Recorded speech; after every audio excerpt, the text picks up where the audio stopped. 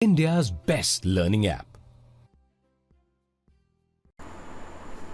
Welcome back बच्चों। Class 10th के science को हम लोग पढ़ रहे हैं। साइंस में फिजिक्स और फिजिक्स में इलेक्ट्रिसिटी हम लोग देख रहे थे। बच्चों इलेक्ट्रिसिटी में heating effect of electric current के ऊपर में हमारा कुछ चीज़ हम लोगों ने छोड़ा हुआ था लास्ट में। तो ये हमारा आज लास्ट चैप्टर होगा, लास्ट टॉपिक होगा। और आज को करने के बाद हम लोग जो है इस चैप्टर को ख़त्म कर लेंगे। बहुत ही माइन्यूटली आप देखिए इन चीज़ों को, बढ़िया से समझिए कि आखिर कैसे यहाँ पर चीज़ें काम कर रही हैं। ठीक है, ध्यान से देखो, आपके सामने heating effect of electric current करके दिख रहा है। एक्चुअली बच्चों heating effect of electric current में जो फॉर्मूला हम लोग यूज़ करेंगे W बराबर Q इंटू V, जहाँ पर Q क्या है, एक चार्ज है जिसको हम किसी पोटेंशियल डिफरेंस V के में T टाइम के अंदर में कहीं से अगर लेकर के आते हैं तो हमारे द्वारा किया गया जो काम है उसको हम लोग बोलते हैं W, work done by us. मैंने आपको पहले भी कहा था कि किसी पोटेंशियल वाले पॉइंट तक अगर किसी ऑब्जेक्ट को, किसी Q चार्ज को किसी पोटेंशियल डिफरेंस में कैरी करते हैं, ट्रैवल करवाते हैं, तो हमको उसमें कुछ काम करना पड़ता है। वही हमारा कहलाता है क्या, वर्क डन।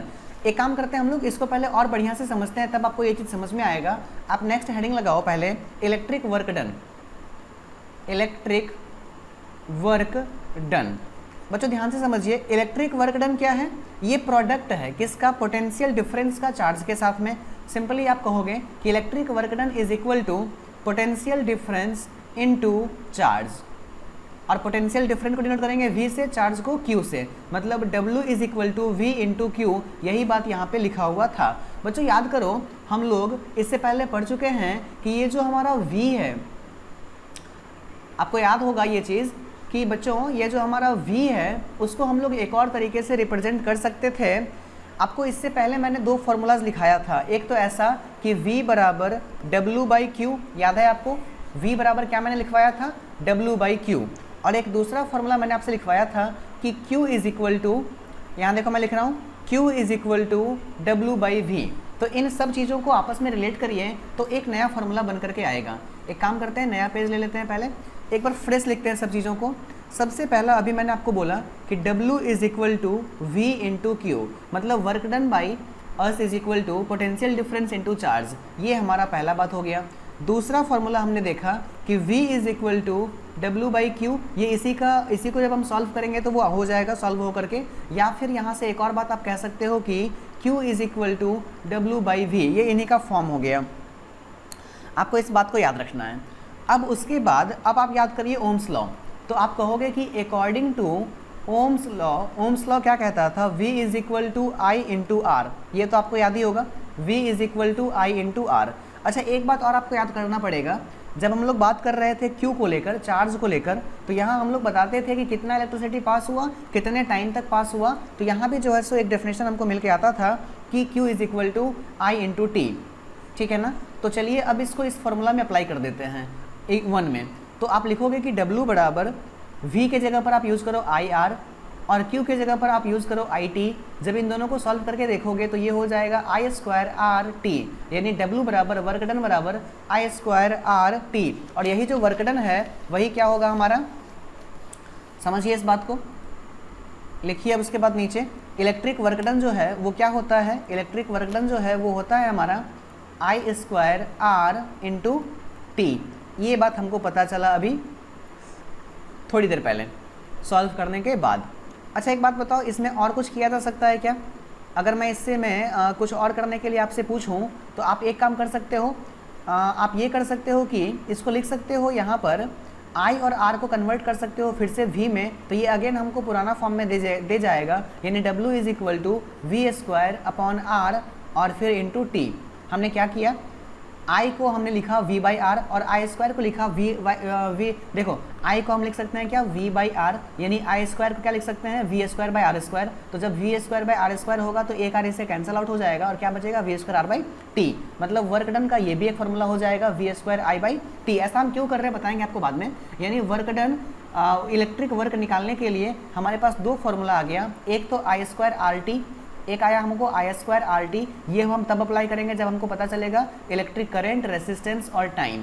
दूसरी बात, एक आ गया हमको V square T by R, ये हम तब अप्लाई करेंगे जब हमको पोटेंशियल डिफरेंस, टाइम और रेसिस्टेंस गिवन रहे तब। चलो ये हो गया हमारा इलेक्ट्रिक वर्क, ठीक है ना। एक बात बताओ, इलेक्ट्रिक वर्क को लेकर के आप और क्या चीज़ कह सकते हो? अगर मैं आपसे पूछूं कि इसका SI यूनिट क्या होगा तो आप कहोगे जूल। इलेक्ट्रिक वर्क का SI यूनिट क्या होगा? तो ये हो जाएगा सिंपली जूल। दूसरी बात, potential difference, electric work is equal to potential difference PD का square into time upon resistance. ये यही चीज़ को मैंने लिखा दोबारा। और दूसरी बात, ये कैसा क्वांटिटी है? स्केलर क्वांटिटी है। तो स्केलर क्वांटिटी है, SI यूनिट जूल होता है और दो फॉर्मूला है, बस इतना बात आप याद रखिए। बढ़ते हैं आगे। चलो एक बार फिर से देख लो। एक फॉर्मूला आया W is equal to I square RT, एक फॉर्मूला आया W is equal to V square, उसके बाद T बाई R। ठीक है ना? ठीक है, लिखो उसके बाद नोट लिखिए। इलेक्ट्रिक वर्क डन, सबसे इंपॉर्टेंट नोट है ये, electric work done is equal to heat produce in the conductor. किसी कंडक्टर में कितना हीट प्रोड्यूस हुआ वो डिपेंड करेगा कि उसके अंदर में इलेक्ट्रिक वर्क डन कितना है। आपको याद है ना, मैंने बताया था H इज इक्वल टू भी क्या होता था? आई स्क्वायर RT, है ना? और यहाँ पर W इज इक्वल टू भी क्या है? आई स्क्वायर RT। याद रखना है आपको। यानी हम कह सकते हैं कि H is equal to W और H is equal to W और W इज इक्वल टू एक तो था आई स्क्वायर RT और फिर से H is equal to W जो कि था हमारा दूसरा formula V square T by R। चलिए अब कुछ क्वेश्चन से आप करके दिखाइए ताकि मुझे लगे कि हाँ आप चीज़ों को सीख रहे हैं। एक क्वेश्चन है, सॉल्व करो। Find the electric work done. आपको इलेक्ट्रिक वर्क डन निकालना है। अगर करंट दिया हुआ है 2 एम्पेयर का और वो फ्लो होता है एक कंडक्टर से जिसका पोटेंशियल डिफरेंस है 12 वोल्ट और टाइम उसमें दिया हुआ है 30 सेकंड के लिए, आप लिखोगे W इज इक्वल टू, लगाओगे फॉर्मूला। क्या क्या है हमारे पास? हमारे पास V है, तो फॉर्मूला कौन सा लगेगा? ये लगेगा फॉर्मूला आपका कौन सा? याद करो, इससे जस्ट थोड़ी से पहले वाला। देखते हैं हम लोग आगे हमारे पास क्या क्या है। हमारे पास V है, I है और T है। तो देखो V, I और T में फॉर्मूला क्या बनेगा? एक काम करते हैं, एक और फॉर्मूला बनाते हैं जिसको V, I और T से मतलब रहेगा। यहाँ देखिए, आप समझिए इस बात को। जब हम लिखते हैं आई स्क्वायर RT तो इसको हम लिख सकते हैं VIT। बोलो क्यों? क्योंकि V बराबर IR होता है ना। तो अब अगर हम इस आई स्क्वायर R को लिख लेते हैं IR इंटू आई तो कोई फ़र्क नहीं पड़ेगा और इसी IR के बदले हम लिख लेते हैं V और ये I यहाँ पर और ये T यहाँ पर। दैट मीन्स कि एक और फॉर्मूला आ गया H का। H is equal to W is equal to VIT। तीन बात हम लोगों ने देखा अभी। तो चलिए सिंपली लिखिए यहाँ पर W इज इक्वल टू क्या हो जाएगा? V जो कि है 12, I जो कि है 2 और T जो कि है 30। तीनों को मल्टीप्लाई कर दोगे तो 720 जूल। यही क्या हो गया हमारा इसका आंसर। तो यहाँ तक आपको चीज़ें समझ में आ गई आई होप। एक लास्ट मतलब इन सारे फार्मूला को एक जगह करके आप लिख लीजिए कि electrical energy is equal to या तो होगा आई स्क्वायर RT या नहीं तो होगा VIT या नहीं तो होगा V square T by R। इन तीनों में से जहाँ पर जो फार्मूला सूट करे आप उसको सॉल्व करके निकाल लेना। नेक्स्ट हेडिंग लगाओ पावर। और कौन सा power? Electrical power. Next heading लगाओ इलेक्ट्रिक पावर। इसको याद रखना इस फार्मूला को, ठीक है ना? इसको हम यूज़ करेंगे अभी। नेक्स्ट हेडिंग लगाइए इलेक्ट्रिक पावर। चलिए देखो उसके बाद पावर क्या होता है। लिखो इसके अंदर में कि the rate of doing electric work. आपको याद है जब हम लोग नॉर्मल पावर पढ़ते हैं तो हम बोलते हैं rate of doing work is known as power. और यहाँ क्या हो जाएगा? इलेक्ट्रिक पावर है तो rate of doing electric work is called electric power. Electric power यानी इसका मतलब क्या हो गया कि electric power is equal to electric work और जो कि रेट है तो नीचे क्या आ जाएगा? टाइम। इसका मतलब power is equal to W by T। ये सबसे important formula. Power is equal to क्या आ गया? W by T। आप चाहो तो इसमें से W निकाल सकते हो तो क्या हो जाएगा? P इंटू T और T निकाल सकते हो तो क्या हो जाएगा? W by P। याद रखोगे इस बात को। चलिए पावर को लेकर अगली बात लिखिए। ये भी एक स्केलर क्वांटिटी है, ये भी एक स्केलर क्वांटिटी है। और दूसरा बात इसका SI यूनिट क्या होगा? इसका ऐसा यूनिट क्या होता है, जल्दी से बताइए, वाट, है ना, साइंटिस्ट के नाम के रिस्पेक्ट में, और डिनोट करते हैं इसको हम W से। चलिए कुछ और चीज़ें लिखिए। 1 kilo watt is equal to होता है 10⁻³ वाट या फिर 1000 watt. 1 megawatt is equal to होता है 10⁻6 वाट, और 1 गीगावाट इज इक्वल टू होता है 10⁻9 वाट। याद रखोगे इसको। चलिए फटाफट आगे बढ़िए। फिर उसके बाद समझिए, एक नोट लिख लो। एक दूसरा यूनिट भी होता है पावर का। पावर का एक यूनिट क्या हो गया, वाट, और एक दूसरा यूनिट भी होता है पावर का जो होता है हॉर्स पावर, HP। आप सुनते होंगे कि जनरेटर जो गांव में होता है वो 5 HP का है, 10 HP का है, 40 HP का है, तो ये चीज़ होता है हॉर्स पावर। क्या बोलते हैं इसको,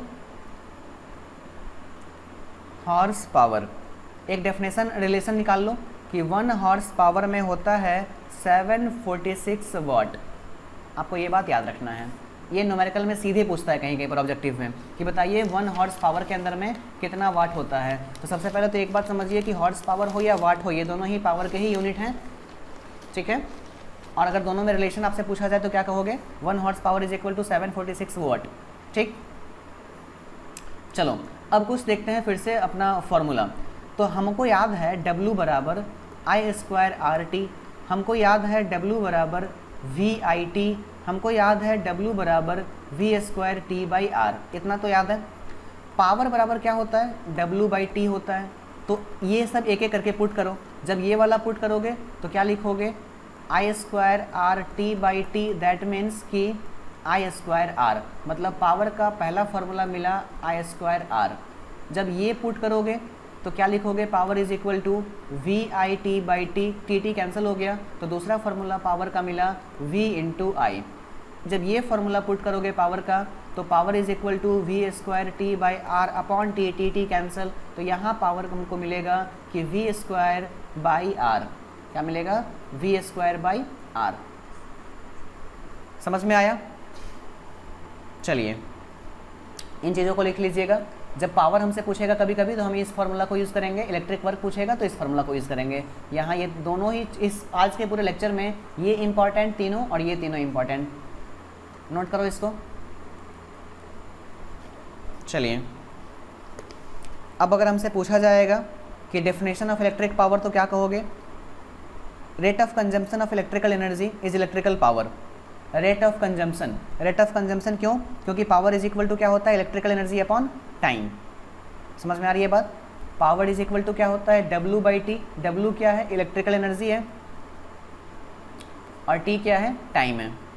तो हम कह सकते हैं कि अगर आपसे कोई डेफिनेशन पूछ ले पावर का तो क्या कहोगे कि rate of consumption of electrical energy is called power. याद रहेगा, यानी power is equal to electrical energy upon time. तो ये हम लोग पहले भी कर चुके हैं। चलो 1 वाट को डिफाइन करो, तो 1 watt is equal to, formula क्या था जल्दी से बताओ, power is equal to W/T। तो पावर के जगह पर वाट, W के जगह पर क्या लिखोगे, जूल, तो 1 जूल अपॉन 1 सेकेंड।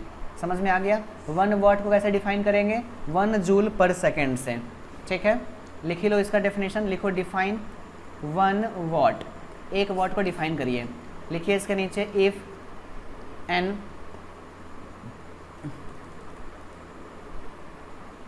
लिखो if an electrical appliances consume 1 joule energy in 1 second. अगर आप समझिए, आप सुनते हो ना कि मेरा बल्ब 5 वाट का है, 5 वाट का कहने का मतलब वो 1 सेकंड में कितना जूल खा जाएगा, 5 जूल खा जाएगा। अगर 1 सेकंड में 1 जूल खत्म होता है, 1 जूल कंज्यूम करता है, तब हम कहेंगे वो 1 वाट का है। 1 वाट कहने का मतलब, 1 वाट कहने का मतलब याद है आपको, 1 वाट अभी हमने इससे पहले देखा था ना, ऊपर थोड़ा सा बढ़ाओ तो यहाँ देखो, 1 वाट कहने का मतलब 1 जूल पर सेकेंड। अगर 2 जूल पर सेकेंड होगा तो 2 वाट, 3 जूल पर सेकेंड होगा तो 3 वाट। याद रखना है आपको। मेरा बल्ब अगर 200 वाट का है तो मतलब 200 वाट 1 सेकंड में वो खा जाया करेगा, 200 जूल 1 सेकंड में खा जाया करेगा। तो क्या हो जाएगा, 1 जूल इन 1 सेकंड। समझ में आ गया बात। अगर आपका बल्ब 100 वाट का है तो इसका मतलब है कि वो 100 जूल पर सेकेंड कंज्यूम करता है। ठीक है, अगर आपके घर में टीवी है जो नहीं, ये हो गया हमारा बल्ब कौन सा, पुराना वाला टंगस्टन वाला। अगर एलईडी बल्ब है वो 10 वाट का है, तो इसका मतलब है कि वो केवल 10 जूल पर सेकंड खर्च करता है। और ऐसे ऐसे 10 वाट वाले 10 बल्ब को हम एक साथ जला लेंगे, तब जाके ये इसके बराबर का बिजली कंज्यूम करेगा। समझ में आया? कोई दिक्कत इसमें नहीं।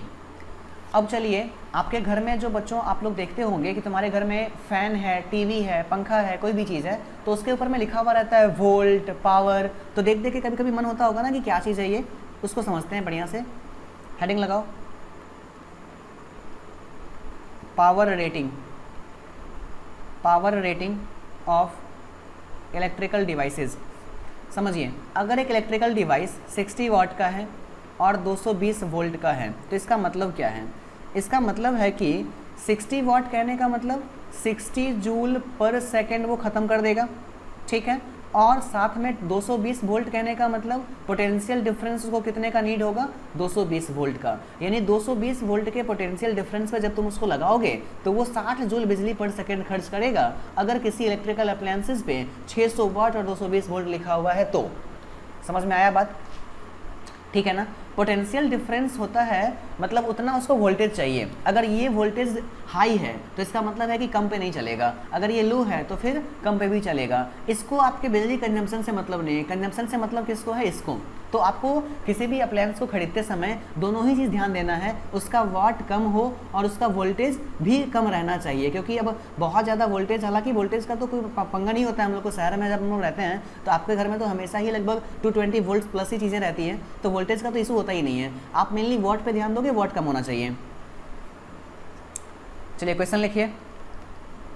अगर एक कोई अप्लायंसेस है जो 2000 जूल कंज्यूम करता है 5 सेकंड में, तो बताइए कि इसका पावर कितना है, मतलब ये कितने वाट का है। तो पावर निकलता है पर सेकंड पे ना, तो अगर 5 सेकंड में 2000, तो 1 सेकंड में 2000 बटे 5 मतलब 400 जूल पर सेकंड। यानी इसका पावर कितना हो गया, 400 वाट। समझ में आ गया? इतना समझने में कोई दिक्कत? चलिए, अब थोड़ी देर के लिए बन जाओ तुम मीटर रीडिंग करने वाले। घर में जो मीटर रीडिंग आता है ना, उसको जानने से पहले हेडिंग लगाओ इलेक्ट्रिकल एनर्जी। देखो P इज इक्वल टू क्या होता था, E/T। यहाँ E क्या है, इलेक्ट्रिकल एनर्जी, जो थोड़ी देर पहले तक क्या था, W। आगे बढ़ते हैं, तो इलेक्ट्रिकल एनर्जी क्या हो जाएगा, P इंटू टी, मतलब कितना पावर कितने टाइम तक। मान लो कितना वाट कितने समय तक जला तो उतना एनर्जी कंज्यूम करोगे तुम। समझ में आ रही है बात? अगर हम बात करें इसका SI यूनिट का, इलेक्ट्रिकल एनर्जी का SI यूनिट का, तो ये भी क्या होता है, हमारा जूल होता है। क्योंकि ये भी एक तरह से तो वर्क ही वो ही है ना, ये भी एक तरह से क्या है, इलेक्ट्रिकल वर्क ही है। चलो,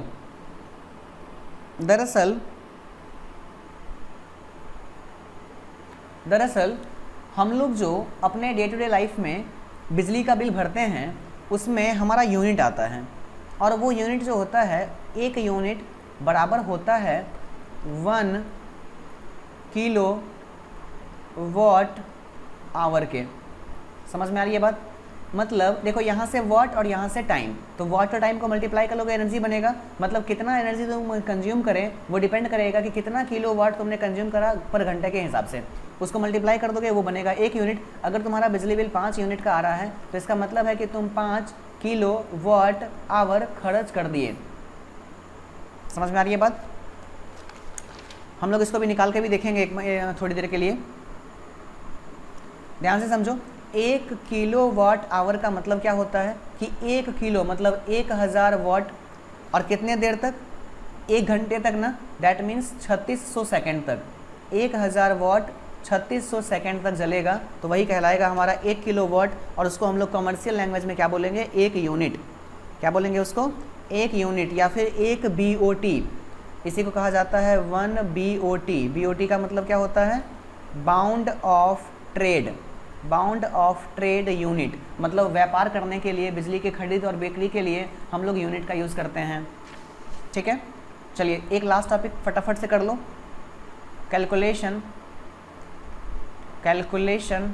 ऑफ बिजली बिल, कैलकुलेशन ऑफ बिजली बिल या फिर इलेक्ट्रिसिटी बिल, ध्यान से समझो। सबसे पहला जो स्टेप होगा, आप क्या करोगे, आप करोगे कैलकुलेट द टोटल वॉट। आपके घर में कितने अप्लायंसेज हैं और कौन कितना वॉट का है, आप उसको कैलकुलेट कर लो। दूसरी बात, सेकेंड स्टेप में इसको कन्वर्ट कर लो किलो वॉट में। किस में कन्वर्ट कर लो, किलो वॉट में। कैसे कन्वर्ट होगा, 1000 से डिवाइड करके कन्वर्ट करो किलो वॉट में बाई डिवाइडिंग 1000। तीसरे स्टेप में क्या करोगे, तुम देखो कि तुम्हारे घर में जो वो अप्लायंसेज है वो टोटल कितने देर तक चलता है, मतलब टोटल आवर कैलकुलेट कर लो। इतना काम हो गया। अब चौथे स्टेप में क्या करो, सबको मल्टीप्लाई कर दो। मल्टीप्लाई कर लोगे तो क्या मिल जाएगा, किलो वाट इंटू आवर, और यही किलो वाट इंटू आवर क्या कहलाता है, यूनिट कहलाता है। सपोज करो मल्टीप्लाई करके आ गया 400, इसका मतलब है कि तुम्हारे घर में एक मंथ का जो बिजली बिल है वो 400 यूनिट कंज्यूम हुआ, और 400 यूनिट कंज्यूम हुआ तो अब तुम अगर तुम्हारा कमर्शियल है तो अप्रॉक्स में 7 रुपये और 8 रुपये के आसपास आएगा, तो इसको मल्टीप्लाई कर दोगे 7 रुपये से, तो दैट मीन्स कि सोचोगे 7 4 2800 जो है सो रुपीज़ आपको पे करना पड़ेगा इलेक्ट्रिसिटी बिल के रूप में, कॉस्ट आपका आ जाएगा। ठीक है ना, एक डेमो करवा के दिखाते हैं। चलो मान लो एक तुम्हारा छोटा सा घर है, उस छोटे से घर में तुम यूज़ करते हो 5 बल्ब, ठीक है, और ईच बल्ब जो है वो 100 वाट का है। तुम अभी भी गरीब हो और वो येलो वाला बल्ब भी यूज़ करते हो। तुम्हारे घर में टोटल 2 फैन है और दोनों ही फैन जो है वो टोटल 150 वाट का है। उसके बाद तुम्हारे घर में एक टीवी भी है जो 200 वाट का है, ठीक है, और इसके अलावा बस चलो ठीक है, हम लोग ऐसा समझते हैं कि लगभग 10 घंटा एवरेज तुम्हारे घर में ये सारा चीज़ ऑन रहता है। तो देखो अगर हम बात करें एक दिन का बिजली का खर्चा, तो तुम्हारे घर में एक दिन जो बिजली आएगा, एक टीवी है मतलब 200 × 1, 2 पंखा है मतलब 150 × 2, दैट मीन्स कि 300, और यहाँ हो जाएगा तुम्हारा 200, और ये 5 बल्ब है तो 100 × 5, दैट मीन्स 500। ये सब किस में आ रहा है, वॉट में आ रहा है। सबको जोड़ लो, 5 through 3 8 to 10, दैट मीन्स कि 1000 वाट। इसको किलो वाट में कन्वर्ट करोगे तो डिवाइड हो जाएगा 1 किलो वाट। इसका मतलब है कि एक दिन अगर 10 घंटे तक बिजली चलता है आपके घर में, तो 1 किलो वाट का कंजम्पशन, 1 किलो वाट आवर का कंजम्पशन, सॉरी ये तो 1 किलो वाट हुआ ना। अब देख लो कितना देर तक चल रहा है, 10 घंटे तक चल रहा है ना, तो 10 घंटे तक चल रहा है तो 1 किलो वाट इंटू 10 आवर, यानी दैट मीन्स कि 10 किलो वाट आवर, और यही 10 किलो वाट आवर को ही हम बोलते हैं यूनिट। इसका मतलब है कि आपका जो बिजली बिल आएगा एक दिन का वो कितना आएगा, 10 यूनिट। अब सपोज करो कि ये जनवरी महीना चल रहा है और जनवरी महीने में आपका बिजली बिल कैलकुलेट करना है, टोटल 31 डे होता है, तो एक दिन में अगर आप 10 यूनिट कंज्यूम करते हो, सपोज करो 31 डे में कितना हो जाएगा, तो 310 यूनिट बिजली बिल आपका आएगा। समझ में आ गई बात। अब जो कि आपका जो कमर्शियल बिजली बिल है वो 7 रुपये आता है, तो आप इसको 7 से मल्टीप्लाई कर दो, 07122170, इतना जो है सो खर्चा आपका पड़ेगा एक महीने का बिजली बिल के रूप में। तो हम लोगों ने देखा कैसे बिजली बिल कैलकुलेट करते हैं। बच्चों फार्मूलाज जितने भी हैं इस चैप्टर के, छोटे छोटे फार्मूला हैं लेकिन बहुत सारे हैं, लगभग 5-6 हैं, तो आप उनको याद रखोगे। अगर वो याद नहीं रहेगा तो फिर न्यूमेरिकल सॉल्व होने में परेशानी होगा। फिर से एक बार वीडियो को पॉज करो, सारे फार्मूलाज को खुद से देखो, कॉपी पे सबको एक जगह लिखो, बहुत बार देखोगे, बहुत बार देखने से वो तुमको याद होता चला जाएगा। तो आई होप आपको ये पूरी ही सीरीज़ इलेक्ट्रिसिटी की समझ में आई होगी, मज़ा आया होगा। अगर इसमें कोई भी डाउट है तो हम लोग लाइव क्लास भी करेंगे इसके ऊपर में, और लाइव क्लास में हम लोग सारी चीज़ों को सॉल्व करते हुए चले जाएंगे। हम अपना असाइनमेंट भी सॉल्व करेंगे वहाँ पर। हाँ, दूसरी बात, आप असाइनमेंट को डाउनलोड कीजिए और फटाफट से उसमें से क्वेश्चंस को सॉल्व करना शुरू करिए, ठीक है ना। जिनको असाइनमेंट नहीं मिल रहा है वो उस चैट पर मुझे संपर्क करें, मैं आपको पर्सनली पे असाइनमेंट भेज दूँगा और वहाँ पर चीज़ों को आप सॉल्व करना शुरू करिए। चलिए ठीक है, आज के लिए इतना ही, मिलते हैं फिर नेक्स्ट वीडियो में। Thank you. India's best learning app.